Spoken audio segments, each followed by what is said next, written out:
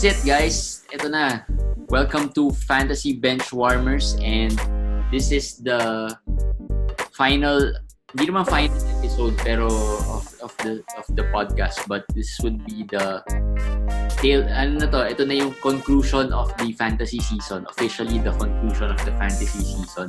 So over the past few weeks, we've tackled the some awards for every team in the league, kung sino yung bust players nila, MVP nila, and sleeper players nila. So now, we will be picking the overall awards. Medyo mahirap to pick.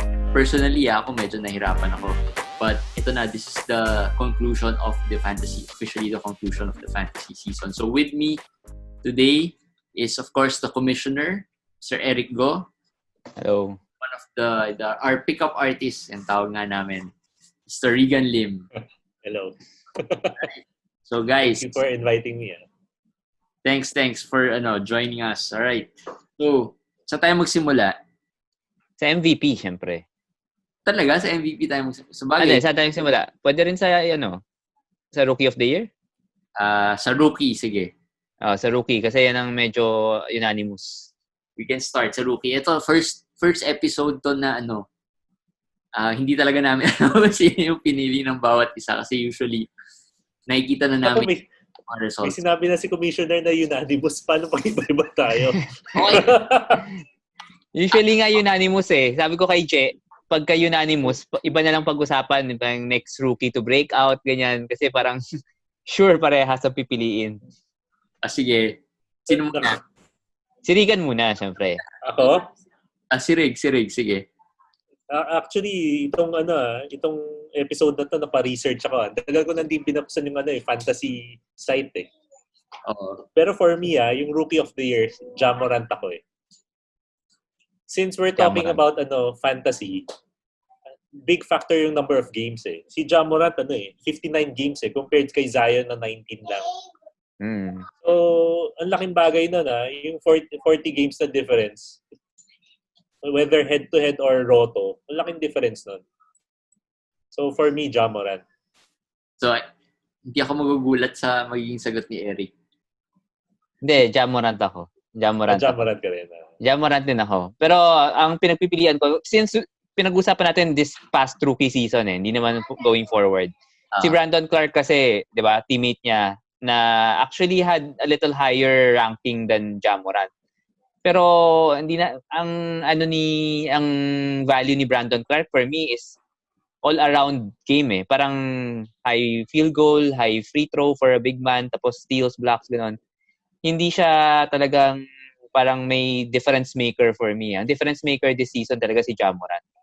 Kasi yung niya, yung assist niya, yung scoring niya, yun talaga nakatulong sa teams more than Brandon Clark. So Ja Morant. Okay. Well, ako, para hindi unanimous, I chose Brandon Clark. Hindi, pero yun talaga yung pick ko kasi una, higher nga siya sa rankings and yung efficiency siguro.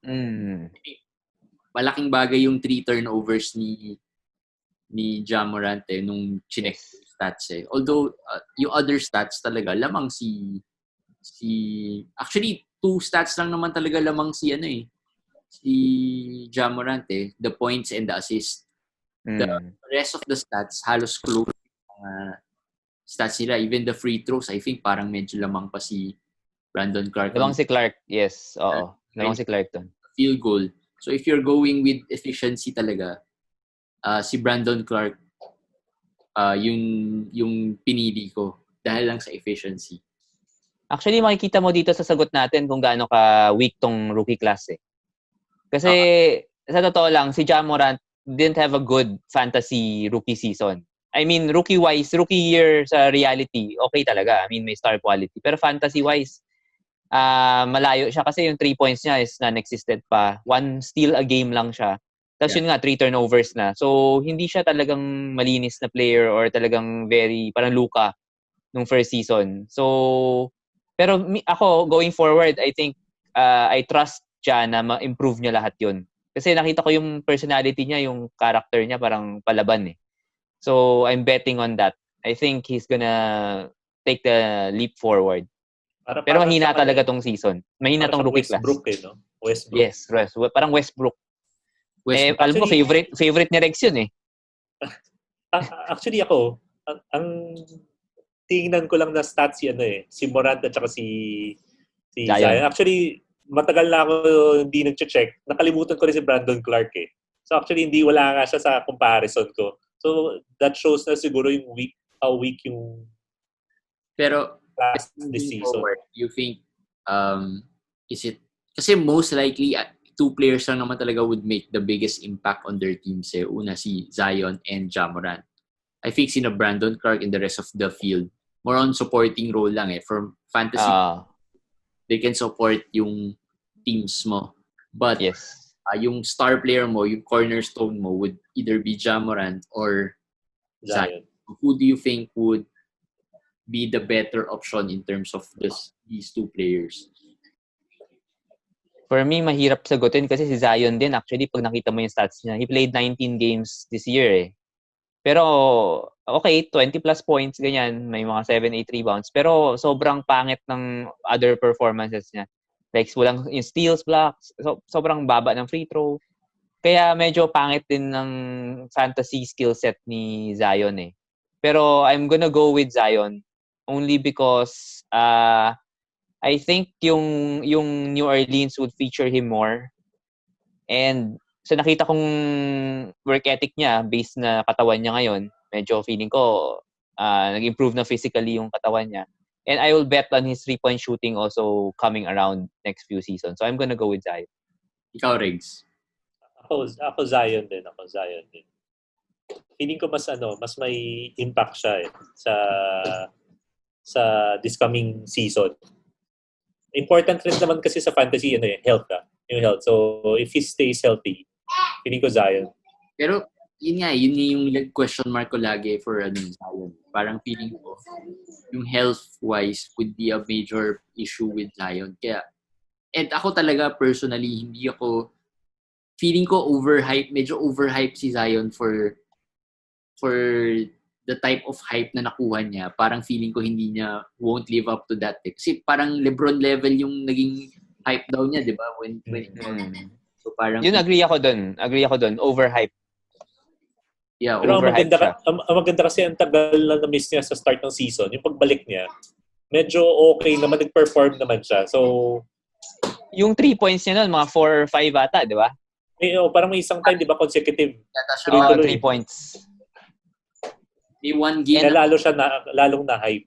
And I think yun ang magiging key sa career niya. Kasi kung injury prone siya, ang mangyayari niyan, he would have to develop his 3-point shot.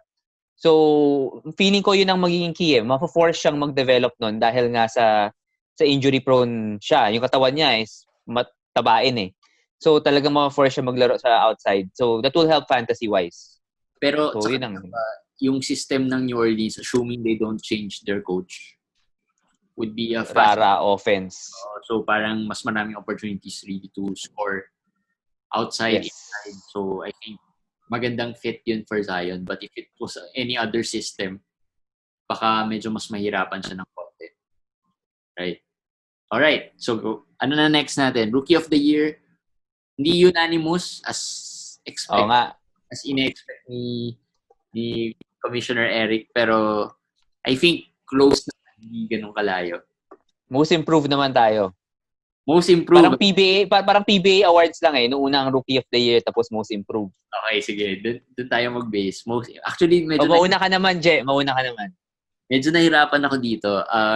Ang pinili ko dito was Fred VanVleet. Okay. Medyo kagulat yun ah. Marami akong pinili. One of the choices was Tatum and yung sleeper ko. Actually, dun rin kasi may sleeper pick tayo. So parang naisip ko rin yun kung sino yung sleeper pick na pipiliin ko. And almost similar sila with most improved eh. Pero binase ko rin sa projected versus the current rank. Meron. Yun yung question ko, paano mag-differentiate eh. Parang sa akin kasi, sa akin ang most improved, ang ginawa ko na lang is more of yung mga youngsters. Kasi yung youngsters, yun ang dapat may improvement pa di ba? So, sa sleeper ko naman, doon ko linagay yung mga veterans na parang hindi in-expect na gagawa. Parang ganon. Okay. So, yun ang ginawa ko. So, sino yung most improved mo? Most improved ko si Ingram. Okay. Si Brandon Ingram. Pwede rin siyang sleeper actually. Pero, most improved in the sense na yung game niya improved talaga Kasi 65% free throw shooter siya last year. 85% siya this year. That's 20%. Almost never happens. Na ganyan. Tapos, 3 points niya. Plus scoring output niya, sobrang laki rin ng jump. Oo. Close to 25 points a game siya. So, yung essence ng most improved talaga for me, si Brandon Ingram na. Kasi yung laro, nag-improve siya not just because of minutes Kasi galing siya sa Lakers, 34 minutes siya. Dito, 34 minutes siya. Pero yung game niya mismo, talagang nag-improve yung performance niya. So, yung skill level or whatever niya, yung niya, talagang nag-improve. So, Brandon Ingram yung pinili. Ikaw, Regs? Ako, natuwa ako ngayon Masaya ako ngayon kasi respected ko kayo na mga fantasy experts Yes, grabe. Sa akin may listahan pa ako dito Ang most improved ko, pinagpipilian ko dalawa. Si Van Fleet or si Ingram. So at least nasa level na ako ng analysis niyo Ay, ikaw na yung tiebreaker. Totoo yan sa listahan niya Yung dalawa tiebreaker. Ako, feeling ko mas more on most improved, feeling ko si Van Fleet. Mas Van Fleet ako Kasi feeling ko mas unexpected nga yung contribution niya sa fantasy team although na-injure siya, actually hindi ko na-check yung games played Pero di ba may time matagal rin nawala si Van Fleet Yun lang siguro yung difference maker. So pag basing sa number of games, si Ingram, pero sa performance, si Van Fleet. Ako kasi si Van Fleet, parang naging naging parang sleeper pick siya before the season. Kasi dahil nga sa playoff, yung performance niya ng playoff Siguro kung wala yung playoff performance niya na parang nagwala siya dahil nanganak yung asawa niya, tapos dahil nagka-baby siya, hindi na siya, can't miss na. Kung wala yon siguro magugulat din ako kay Van Vliet. Pero dahil doon sa performance na yon parang feeling ko hindi ako na ganun na-shock. Kay Ingram, medyo na-shock ako na nasa top 20 siya nung huli. Pero yun, yung dalawa, good rin yun, good choice. Pero ang pinagpipilian ko actually si Ingram or si Jaylen Brown. Ano yun? Sino isa? Si Jaylen Brown sa Boston. Oo, kasi pag Jaylen Brown, 'di ba, ang tingin ng mga tao parang bust Parang hindi ganoon kagaling. Pero this year nasa top 60 siya So parang 70 spots yung tinaas niya this year Tapos nag-improve yung shooting niya. Ewan ko kung fluke, pero nag-improve yung shooting niya. Tapos overall gumanda yung laro niya. So parang feeling ko pwede rin in consideration. Yeah. Alright. Sige. So, siguro, na tayo? Sleeper? Total, I think, medyo nag-giveaway na yung iba So, so yung sleeper ko was, si Brandon Ingram yung sleeper. Pero marami, like yun si Tatum. Actually, marami. Pero, it boiled down to dun sa 3 players na yun. Tatum, Ingram, and Van Vliet. Si Tatum kasi parang hindi naman in-expect na nasa medyo first round value. Pero si Ingram talaga was a big revelation, kumbaga. And draft position niya medyo malayo from 120. Parang gano'n, nasa 1. 120. Although for some leagues, sa mga 7 to 8 round siya So, pero yun, I think malaki yung jump and I think kaya very surprising. Correct. Ako nga, medyo pwede mo ba interchange yung yung most improved tsaka yung sleeper. Pero for me, yung sleeper ko si Hassan Whiteside. Kasi chinek ko, parang yung pre-season ranking niya sa 80, 81 ata Tapos, coming to a new team, Portland, parang hindi maganda ending niya sa Miami Sa Portland, hindi natin alam how he will perform. Pero sobrang dominating. Good field goal, rebounds, tapos blocks. Tapos points. Medyo consistent din Tapos, nasa ba siya natapos? Top 10? Top 20? Top 10 siya. Top 10. Number 8 siya. Number 8. So kaya nga ako actually Hassan Whiteside din yung pipiliin ko talaga na sleeper. So same kay Regs kasi kaya ako siya ginawang sleeper compare ang daming choices tama nga kayo. Sobrang mahirap, daming pwede. Pero sa akin kung isang player nag top 10, ibig sabihin first round, ibig sabihin star mo siya for your team. Sobrang value na yun eh. Parang fantasy, parang team changing value na yun eh. Kumbaga pang championship na yun. So kaya si Hassan yung pinili ko. Pero tie ako actually Chris Paul yung isa sa akin eh. Kasi parang Chris Paul top 10 din eh. Who would have thought, di ba? Parang sabi ko nga sa inyo dati, parang sa trade dati nung ni Tope, if you remember, nag-trade siya Chris Paul for, I forgot kung sino, parang first round pick ang nakuha niya na veto. Kasi everybody said na parang Chris Paul, wala yan. Ngayon lang, may injure. Pero hindi siya na-injure. Naglaro siya every game of the season, linaro niya. So, naging durable pa siya. So, for me, yung dalawa. Pero ako, nag-ano kay Whiteside more than Chris Paul. Pero yung dalawa yung choices ko for sleeper. Naisip ko rin Whiteside. Although, ang talagang naging kung bakit hindi ko siya kinuha is because kasi ito yung Whiteside that people are expecting already. Although parang feeling ko hindi nila in-expect because of past performance niya with pero every year ito yung Whiteside na gusto mo yung potential talaga niya parang ito na yung inaabangan ng mga tao eh. So parang hindi na rin nakakagulat na kaya niya to perform at that level. Nagkataon lang na nagawa niya this year. Kasi last year ganun din eh. Diba? Kaya, so do you trust him next year? Next year? Hindi. Oo. Ikaw, Regs. So, next year, nandiyan na si Nurkic, diba? Hindi, free agent siya eh. Free agent si Whiteside eh. Free agent Okay. Hindi siya babalik sa Portland. Kasi this season pa lang based sa reports, hindi na siya magiging starter. So, off the bench daw siya. So, since Nurkic is back eh. So, off the bench na daw si Whiteside.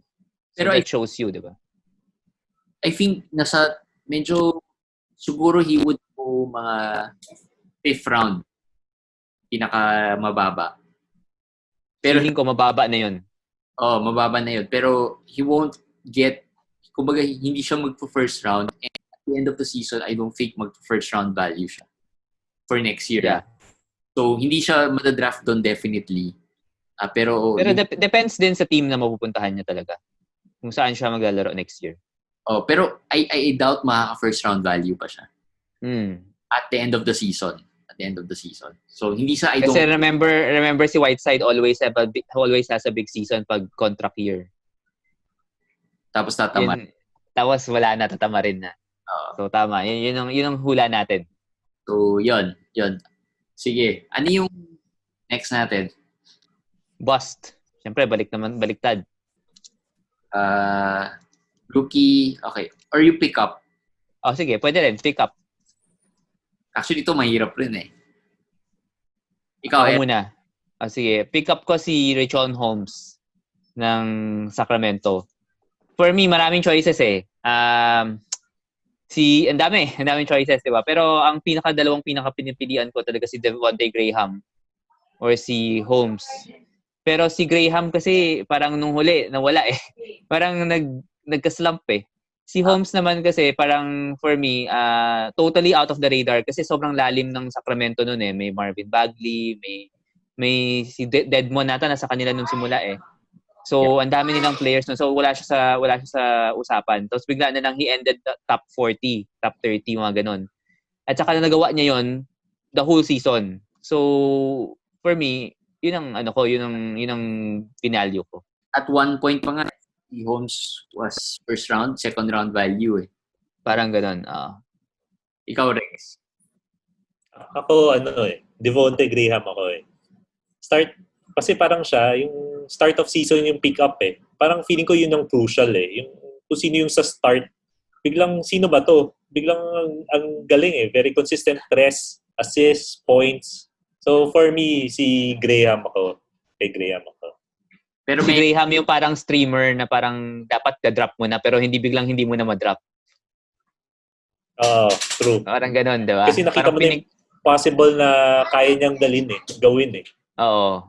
Yung parang pinikap mo, parang wala lang, pang fail lang ng roster na schedule. Tapos hindi mo na ma-drop after. Kasi tuloy-tuloy, ganda ng performance. So, ako to tiebreaker. So, yun din dalawa Sean Holmes. Graham or Holmes din. Pero, yun nga. Si Holmes talaga was, a standout talaga for Sacramento. So, parang, I think, every year naman merong flashes of brilliance si Holmes. This year lang talaga siya nakakuha ng consistent playing time, consistent minutes. So, with Luke Walton as coach. So, I think malaki talaga. Although na-injure siya nung huli. So, halos sila with Graham na-injure si Holmes. Si Graham was on a slump. So, parang medyo nag-balance out na rin. Pero Graham was talaga. So, parang pero kung nag-continue yung season, yung fantasy, natapos natin yung fantasy season, si Christian Wood, I think, would have been one of the favorites din dito eh. Kasi last month ng season, 20 points, 10 rebounds a game siya. And I think mananalong fantasy teams dahil kay Christian Wood. So, if natapos sana yung season, I think, Christian Wood. Kasi, yun nga, pero kasi, sige, go. Papasok ba sa top 5 niya si Bijelica? Oo. Parang last season, may time rin parang kung sino yung mga naka-pick up sa kanya last season, malaking tulong sa fantasy team. Tapos this year, maganda rin yung may mga stretches na malaking contribution niya sa team. Pero, yun yung top 5, tama. Yeah, pwede. Pero, going back to late kasi siya na-pick up eh. Medyo after the February stop na eh. Kasi diba after saka siya talaga nag-pick up. Pero streamer siya eh. Now and for speculated good games eh. Pero next year, okay. Ito yung mga pick up natin eh. Sabihin natin si Holmes, si Graham, si Christian Wood, si Jelica. Tapos sabihin natin, dagdagin natin si Daniel Tace. Or si Duncan Robinson. So ito yung mga for next year sino yung best? Kumbaga hindi fluke yung pag-pick up sa kanila for next year. Actually, if you sinali mo sa list si Duncan Robinson, feeling ko si Kendrick Nunn kailangan din natin isali Kendrick Nunn, So sinong feeling mo next year, Regs, ang pinaka kumbaga magiging forever nandun na siya. Hindi na siya magiging pick up. Parang nasa highest rank na next year sa mga pick-up natin. Think ko si Christian Wood or Graham. Pero problema yung si Wood, hindi natin alam how he will mesh with Blake Griffin eh. Pero FA din si Wood eh. Yun ang problema. FA din. Okay. So hindi natin alam kung anong team. Depende kung saan team siya. Pag napunta siya sa team na kailangan PF center, yun, malaking bagay siguro si Wood. Ang rumors nun, New York eh. New York Knicks. Ang sabi. For Christian Wood. Wala na. Paano si Mitchell Robinson? Ano ba plano nila? Hindi. Power forward kasi ang laro nila kay Wood eh. Ang plano nila Wood. Power forward. Wala yung plano New York. Airdrop. Pero agree ako kay Regs. Wood ako. Actually, Wood ako. Somehow wala talagang tiwala kay Graham. Parang feeling ko medyo flash in the pan. Parang good start, tapos nawala na. Ako actually, hindi Graham ang pinagpipilian ko eh. Siguro mas na kasi, kaya si Holmes, kasi I think if nag-stay siya sa Sacramento and with Luke Walton nandun, I think he'll get more playing time. I think, yun nga lang ang magiging challenge. Kung tatagal si Luke Walton kasi I think Marvin Bagley babalik and I think the management would want to see Bagley na lang ang ilaro. Pero I think favorite tong si Holmes ni Walton eh. Luke Walton. So parang if nandun sila pareho, I think he'll get more playing time. So question mark pa kay Wood kung saan siya mapupunta ganyan. Pero Graham medyo out of the radar na kasi nga inefficient ganyan. So in Charlotte to, napag-usapan natin Charlotte wala talagang fantasy value. Siguro na mag-define na impress ako kay Graham kasi very hopeful ako kay Terry Rozier eh. Sa dynasty team, hopeful ako na since from Boston punta siya Charlotte, team na niya. Sabay ito, biglang out of nowhere si Graham yung nagdo-dominate sa fantasy. Pero in fairness, gumawa rin naman si Rozier this year. In fairness, pwede na. At saka sa Charlotte kasi parang young team eh. Ang daming gumagawa. So, hindi pa natin alam sino magiging dominant sa team. So, syempre may maraming kaagaw si Graham. I think yung expectation with Rozier was katulad nung ginawa niya sa Boston. Out. Which is hindi ganun talaga nangyari sa kanya sa Charlotte. At least nung start. Nung towards the end, medyo consistent na. Kaya nag-average out eh. In the end, parang he ended up kung saan siya na-draft. So mga 70, 60, 70. So, pwede na. Na-salvage niya. Tama. Alright, so ang ano natin ngayon? Bust na tayo. Bust of the year. Top yun. So, pick up natin Holmes and or Graham. Devontae. Yeah. So, saan tayo? Bust? Dami dito eh. Dami. Hindi mo na alam saan ka magsisimula sa bust of the year. Si Riga naman mauna, Rex. Ako sa bust ko kasi focus ko kasi sa head-to-head eh. Sa na format. Tapos para sa akin may dalawa talaga nag-stand out eh. Si Kyrie at si Steph. Okay. Kasi parang expect mo first round, karamihan naman the-draft yung dalawa sa first round eh. So pag hindi maglalaro halos buong season, si Kyrie papaasahin ka na babalik siya. So for me, yung dalawa yun talagang, yun yung bust. Yung dalawa, si Kyrie and Steph. Very agree ako kay Rex kasi kung bust kasi usually pagpipilian na natin ito lahat na injured eh. Itong dalawa, top 12 players tapos na injured at halos wala nang linaro. So talagang bust na bust talaga. Pero ako, ang choice ko is more Steph than Kyrie. Kasi si Kyrie, naka 51 points pa, nabigyan pa ako ng 50. At saka umabot pa siya ng week 7 or 8. Basta meron siyang na-contribute kahit paano. So, nag-Steph ako. Pero yung second na pinagpilian ko was Mike Conley. Kasi, nakaka-frustrate sobra si Mike Conley. Talaga to. Hindi ko maintindihan. Si Mike Conley, si Otto Porter, yan dalawang yan. Otto Porter, Oo, yan dalawang yan na parang hindi ko maintindihan bakit yung injury nila sobrang tagal. Si Otto Porter, kahit naglaro sila, kahit naglaro sila, hindi sila nag-perform eh. So, yun. Si Mike Conley naman naglaro eh. I mean, injury niya, although minor. Pero ang medyo binabaan ko yung consideration ko with injury. So, hindi ako masyado pumili with the injured players kasi nga, ang naisip ko is that wala tayong magagawa. It's part of the game na ma-injure ka. So, let's not take it against them na na-injure sila. Kunyari si Steph. We can't, for me, hindi ko tinake against him na na-injure siya. So, hindi ko na siya sinapa. Yung bust ko talaga, although si Mike Conley was one of the options. Pero isang bust ko si Mitchell Robinson. For the reason na I think nung start ng season, medyo mataas yung projected pick sa kanya eh. Nasa mga first round pa nga minsan eh. To early second round eh. Pero sobrang walang playing time, hindi ginagamit, hindi naglalaro. Sabihin na natin second round player siya, medyo disappointing. Even the blocks, hindi kasing lupit nung last season eh. So, yun yung pinili kong bust. Pero, close second ko si Mike Conley na bust. Ako kay Mitch Robinson kasi, siguro yung expectation ko mataas din eh. Pero alam ko ang value ni Mitch Robinson talaga totally blocks lang eh. So, yung blocks, turnover niya, and rebounds niya, overall, nandun pa rin. I mean, nasa 40s, 30 to 40s pa rin ang rank niya. Naabot naman niya. Pero hindi nga, ang agree ako kay Jay kasi people expected na he would take the next level, next step up, which may be parang too much for him. Dahil sobrang bata pa eh. So, siguro over din yung expectations.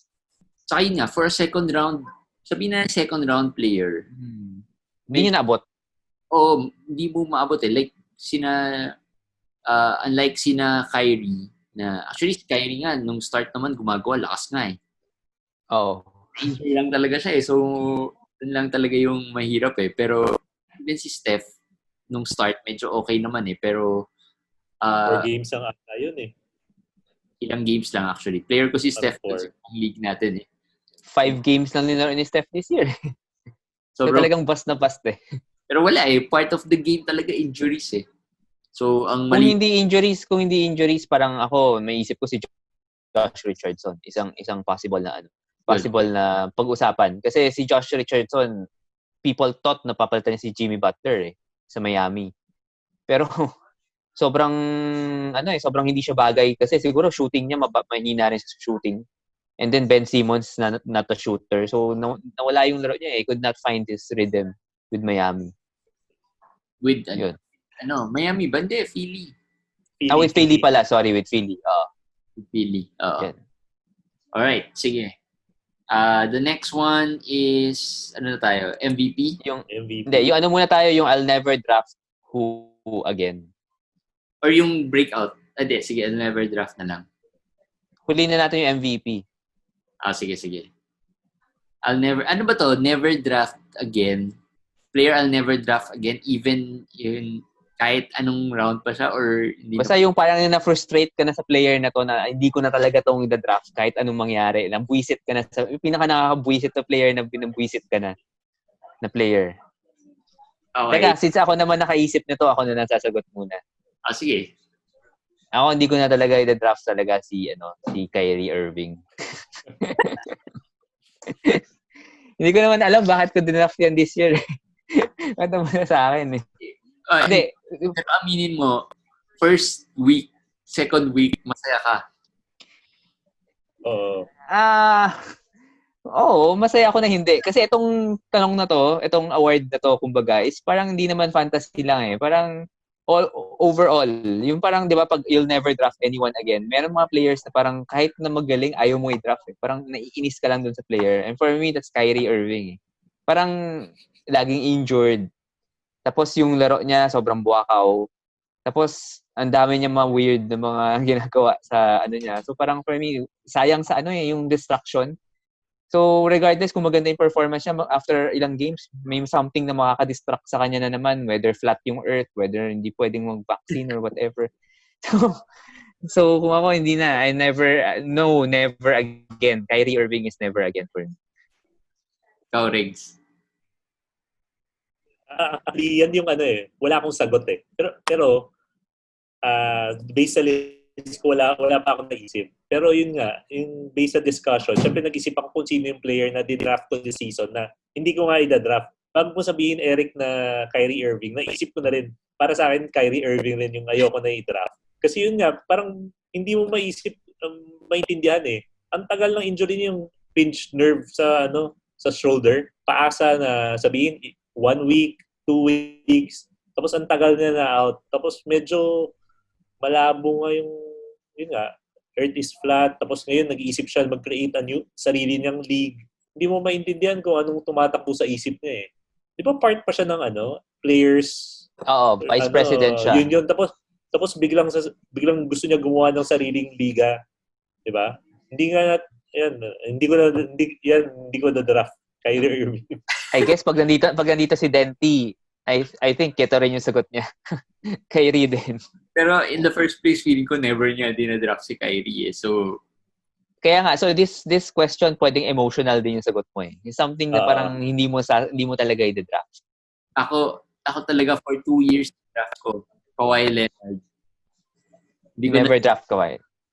Hindi ko na i-draft. I think last year, medyo hopeful ako pero okay naman siya actually last year okay. I think this year was a little mas hindi okay in the sense stats medyo bumaba ng konti and then tapos load management. May rest day pa siya. May rest days pa. So and unfortunately ako siya for auction league natin for parang 280 yata parang ganun value. So naisip ko good value for Kawhi. Pero still, yung frustration na hindi mo alam kung maglalaro. Tapos minsan on the games na sobrang crucial, tapos hindi pa siya maglalaro. Wala eh. Doon talaga yung frustration with him. Actually, isa pang choice ko dapat si Blake Griffin. Isa yan. Player ko rin yan eh. For a long time. So, parang additional lang. I'll never draft Blake Griffin again and I'll never draft Draymond Green again. So, yung tatlo talaga hindi ko na draft yan. Especially ngayon, 30 plus na si Draymond. No. I will not even touch Draymond kahit anong 40th pick, 43rd. Sobrang laking drop ng ano niya. Ng laro niya Triple-double threat eh. Surprising, walang nag-pick Draymond as a bust. Nasa choice ko si Draymond, pero ang dami kasing bust eh. Parang... Pero Draymond na pabalik eh. Papatunayan daw niya na ano eh. He can still... Pero hindi ko siya i-draft. Nakakainis eh. Yung dalawa siguro, tama. Draymond, tsaka si Kyrie. Yung personality lang nakakainis. Pero yung fantasy game niya rin kasi lately nang nakakainis na rin eh. Kasi parang dati kasi like ang ano niya is 10 rebounds, 9 assists, 'di ba? Tapos 3 steals, 2 blocks. Ganyan ang performance niya lagi dati kaya siya high pick eh. Pero lately parang wala na masyado yung steals and blocks niya eh. Yun yung napapansin ko. Siguro age na rin. And big factor siguro na wala si Steph at saka si Clay. Mawawala na kagad 3 to 5 assists a game niya dahil wala yung dalawa. Yes. Tapos ang bulok pa ng mga kakampi niya. Tama. Yun yung malaking... So, feeling ko this year, medyo nawalan talaga ng gana si Draymond. Although ako, I don't really draft Draymond. For a second, third round, feeling ko mga 4th, 5th round na yan eh. Pero usually kasi draft position ni Draymond nasa second and third round eh. For me, too. For the... Hindi mo na alam what to expect with him. At saka yung inefficiency rin naman niya eh. May bad free throw. Turnovers. So, for the stats, para masyado mataas yung second and third round picks for him. Pero ako, another player na hindi ko na rin ipipick is Mike Conley. Bust natin. Tama. Been a fan naman. Pero last year, tinulungan ako niyan in one of my leagues eh. So, pero moving forward, hindi ko na rin yan pipiliin.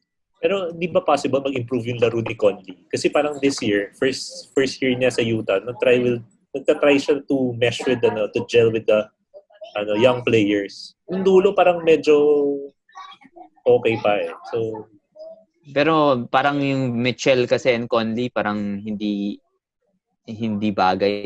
Hindi bagay sa team. Para siyang Westbrook and Harden light. Parang alternate eh. Parang ganoon eh. Si Mitchell, if tayo nanonood tayo, alam natin na point guard naman talaga ang ni Mitchell eh. Ang best role niya eh. So I think dapat binalik na lang siya doon ng Utah. Ang major difference ng dalawa is that si Mitchell and Conley, hindi talaga sila known for their passing. So unlike si Westbrook and Harden, if hindi sila tumitira, they will set you up. So parang ganun ang role nila eh. So kaya marami sila nakukuhang assisted. The offense was built for them eh. Etong dalawang to, parang weird eh. Yung offense nila not really an offense na free-flowing eh. So may offense sila, tapos hindi ka rin, parang they create their own offense eh. So parang both of them need for passing. So mahirap to trust. Actually, both, kahit na si Donovan Mitchell, parang stay away na rin ako kay Donovan Mitchell. Yeah, you know how I like Donovan Mitchell kasi. Like, this past season, 8 teams ako eh. Parang 6 Donovan Mitchell yung kinuha ko. Kasi, nakuha ko siya usually at a discount. So, yun ang gusto ko sa kanya. Isa. So at saka feeling ko may one step up pa siya eh. May star quality kasi. So, yun ang feeling ko nung time na yun. Ito yung question ko. Chris Paul, you stay away or you pick? I pick Chris Paul. Ikaw, Riggs. Ako stay away ako kay Chris Paul.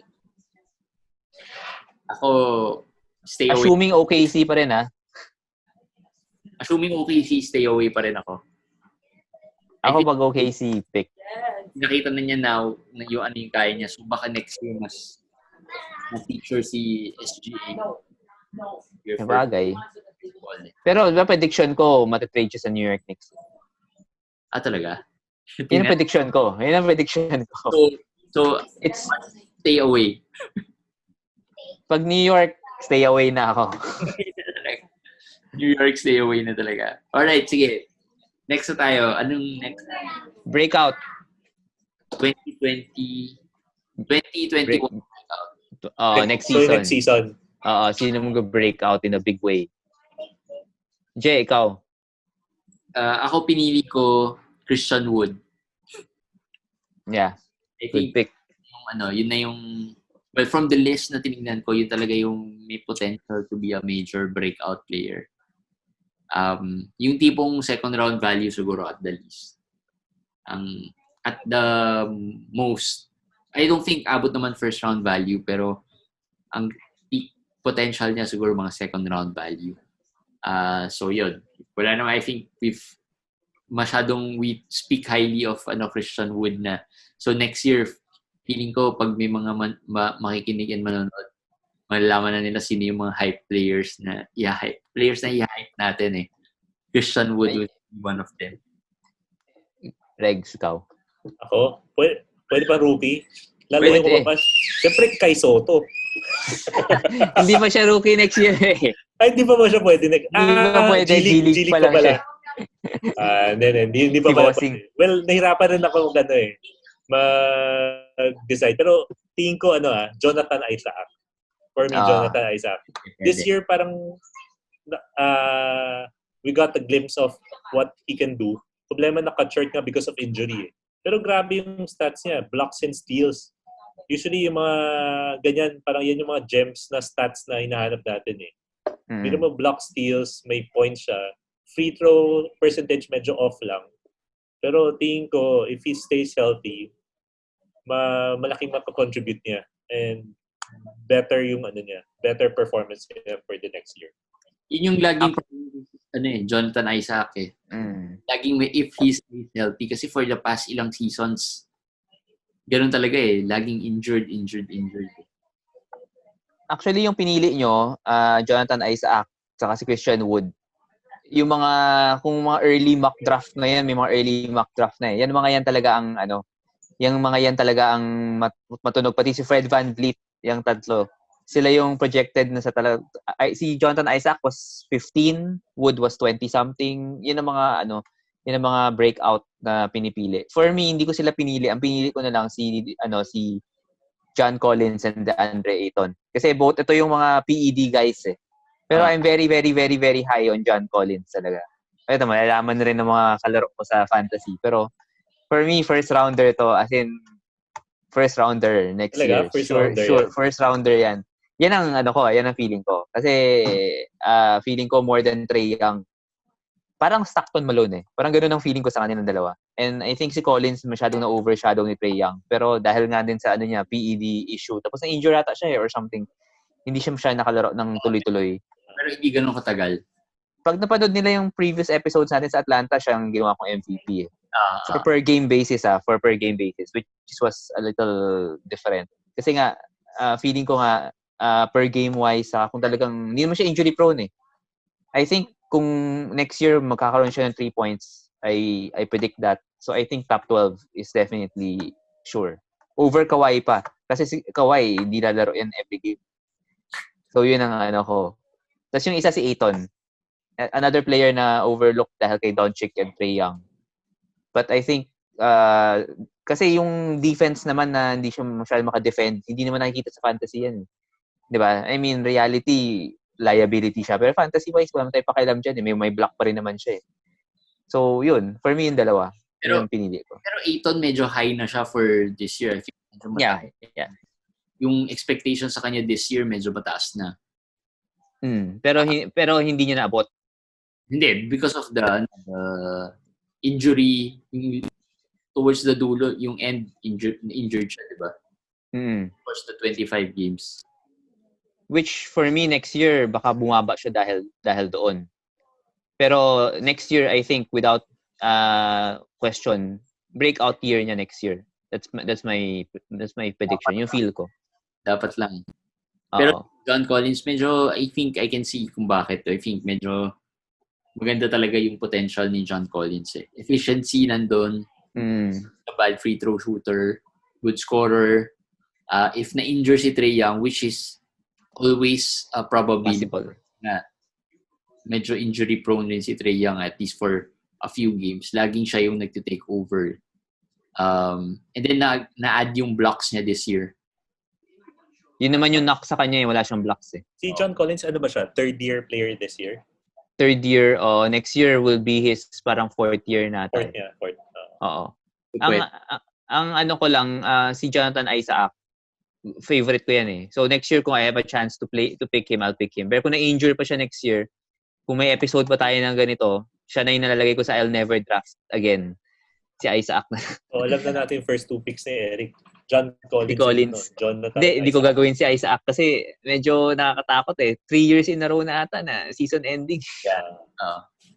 So, anong level, John, si Isaac, do you think, anong draft position niya for a good draft position? Yung tama lang. 20. So mga second round value.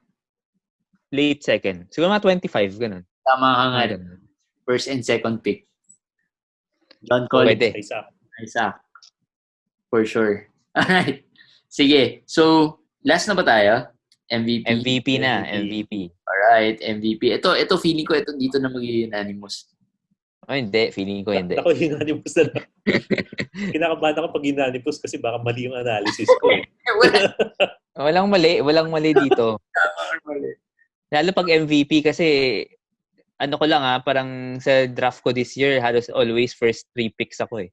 Medyo swerte ako this year eh. Napapanood ko parang iba-iba talagang top 3 picks ng bawat league eh. Tapos pag may nakausap akong managers, parang pag sinabi ko, itong first pick ko, sabihin nila, sigurado ka, hindi mo pick si ganito. So parang interchangeable kasi itong mga players na siguro pipiliin natin. So, muna na ako. Mm. I picked si Anthony Davis as my fantasy MVP for this year. So, I think very durable si Anthony Davis this year. And then complete total package naman talaga si Anthony Davis, and even with the defensive stats meron. So, who would have thought Anthony Davis durable? Kaya sentence. Kasi naalala ko yung mga times na parang mukhang na-injured na siya, na parang kakabahan ka na as a Laker fan eh. Na po siya, patay na.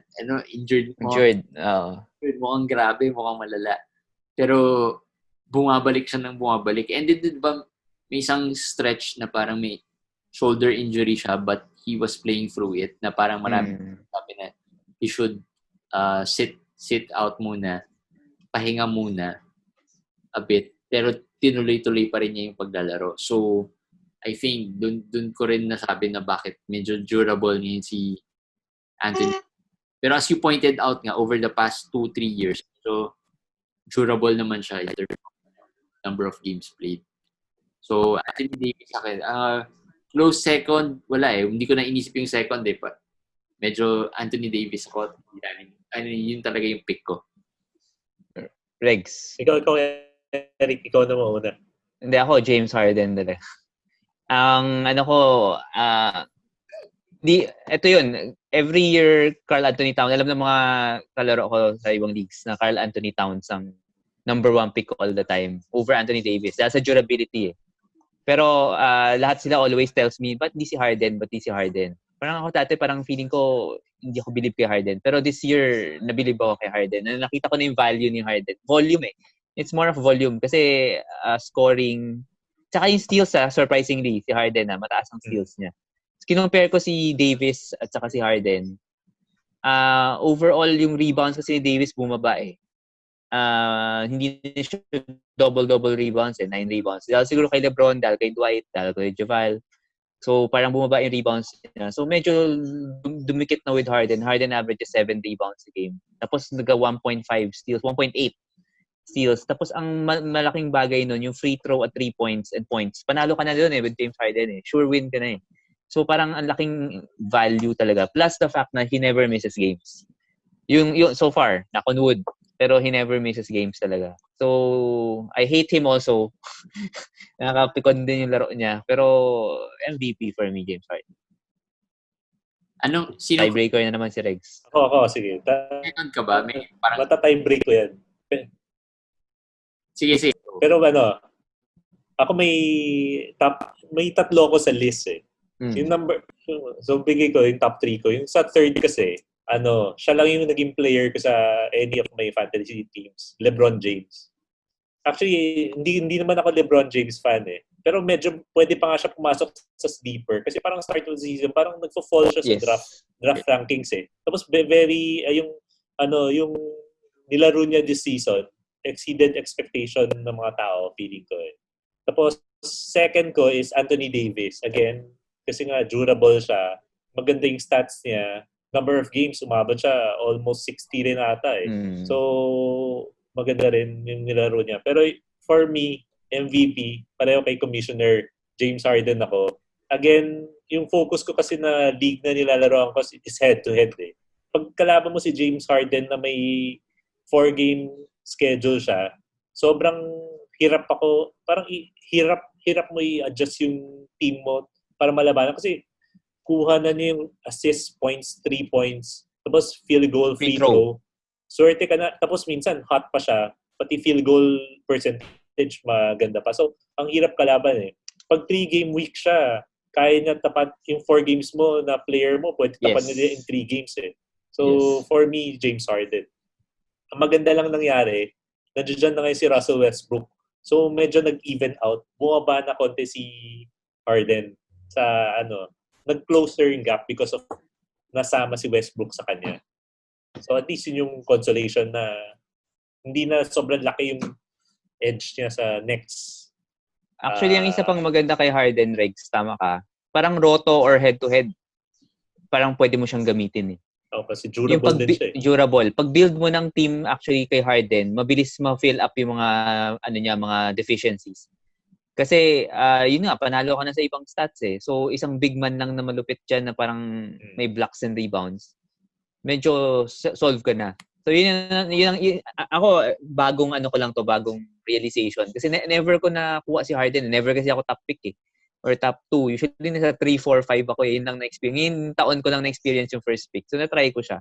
Pero sabi ko, ito pala sinasabi nila na parang yun nga very bonus big siya. Oo, bonus. May bonus game or bonus parang stats ka. Parang stats kasi ni James Harden for a point guard parang in one game niya, good for 2 players. 2 games.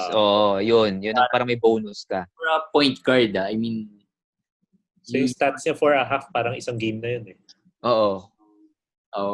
So medyo, I get naman bakit hard. Pero ako never ko rin nakuha si Harden at any point dahil nga, laging ang thinking ko, yung inefficiency, ganyan.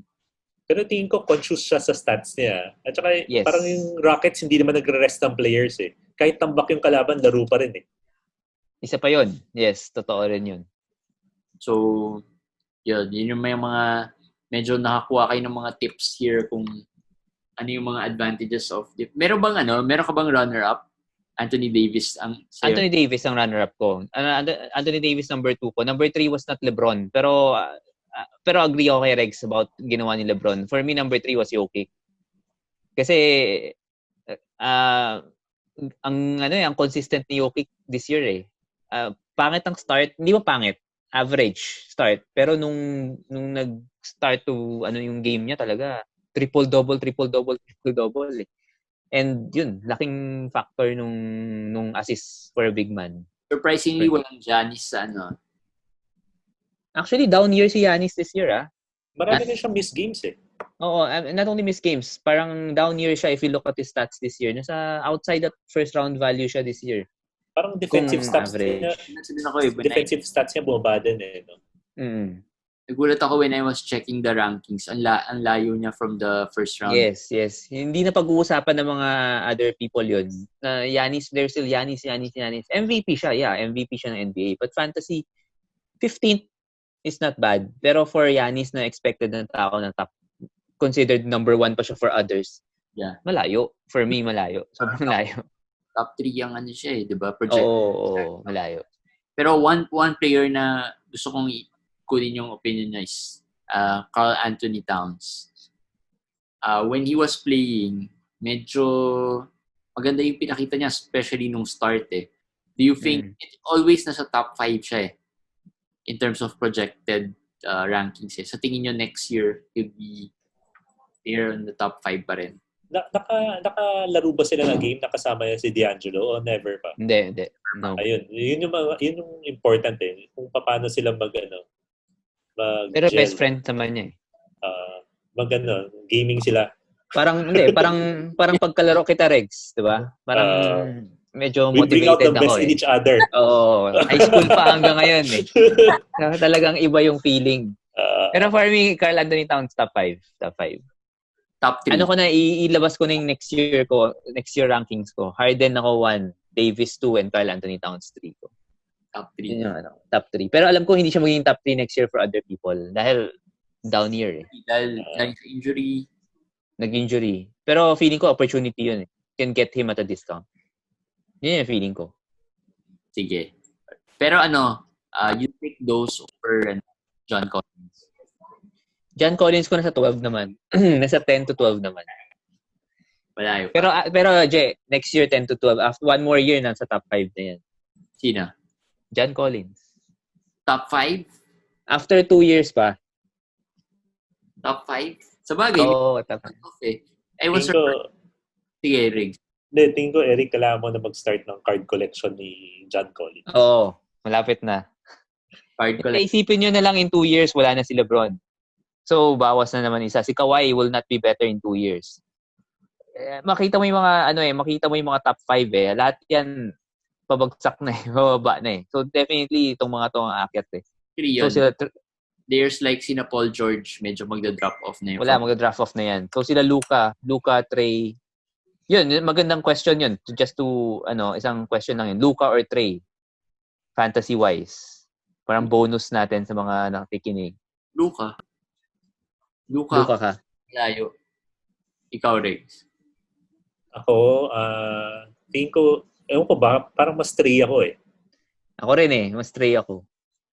Hindi ko alam bakit. Pero si Luka, ironically, 3-point shooter siya, pero free throw niya sobrang sama eh.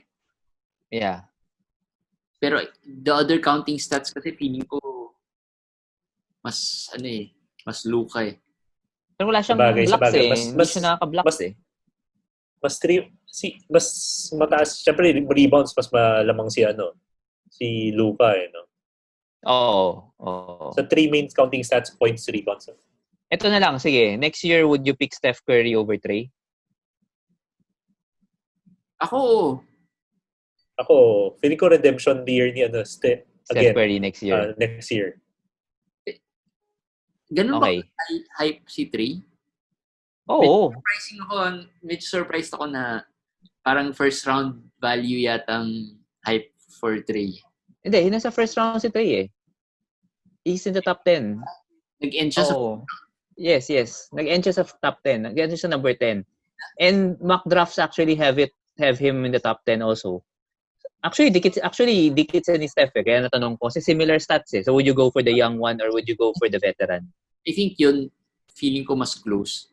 Siguro Steph and Pero I think Luka would go higher dahil nga sa other counting stats. Kasi yung stats ni Luka parang, big man stats eh. So parang if you go with a big lineup, perfect or parang kahit small lineup ka, kahit pag magbibig lineup ka, you could pick Luka first and then go for the big ones sa mga susunod.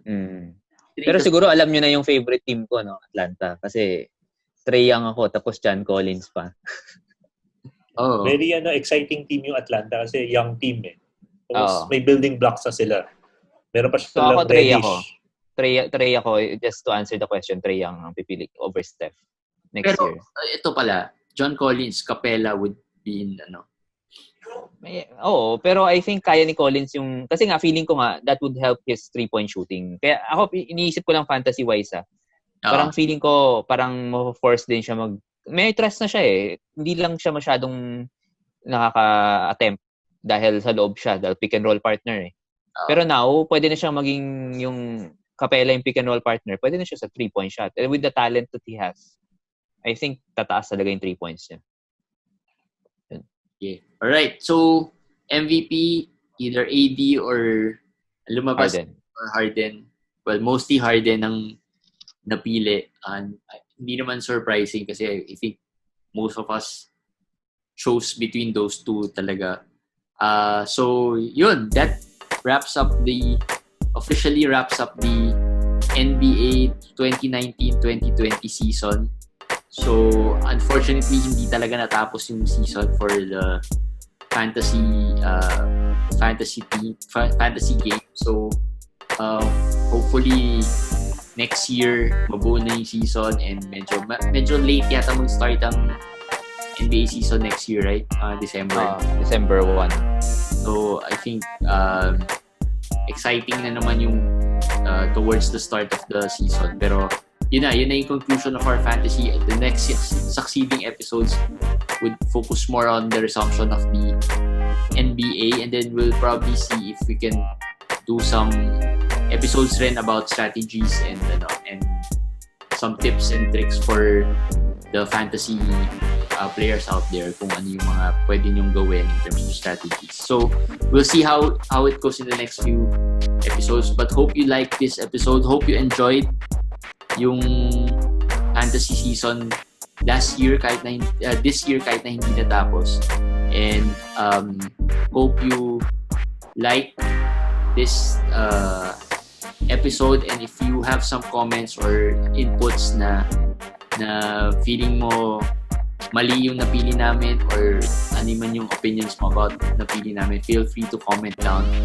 on the comment section, and follow us on Spotify, Anchor, and Apple Podcasts. So that's it. Thanks, guys. We'll see on the next. Thank you. Bye, guys.